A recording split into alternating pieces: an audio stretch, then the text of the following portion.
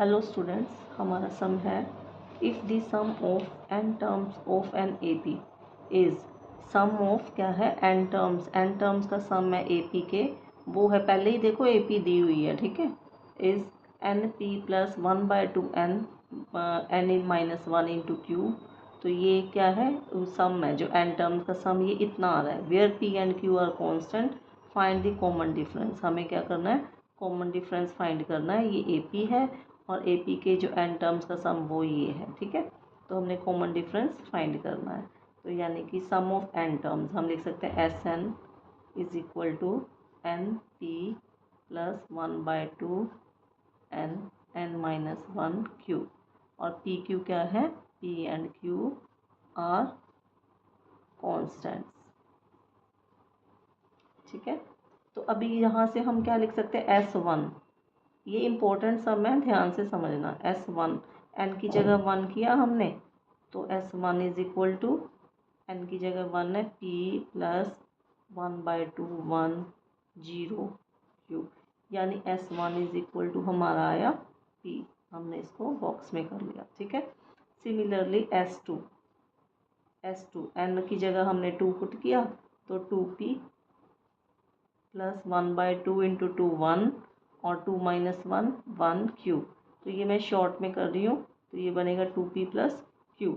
यानी S2 is equal to 2P plus q, ठीक है। तो अभी यहाँ पे आप देखो, इसको ये काफ़ी इम्पोर्टेंट है, काफ़ी काम में आएगा, तो फॉर्मूला भी काम में आता है, ध्यान से समझना। अब S1 बराबर P है, S2 बराबर 2P प्लस क्यू है। यानी कि S1 किसके बराबर होता है हमारा, चलो अब मैंने लिख दिया S2 को मैं क्या लिख सकती हूँ, A1 प्लस A2। यानी 2 टर्म्स का सम जो है वो है हमारा 2P प्लस क्यू। और S1 इज इक्वल टू क्या है हमारा, P है। P यानी कि ना S1 क्या है, A1। यानी S1 is equal to A1 बराबर क्या लिख दिया हमने, P।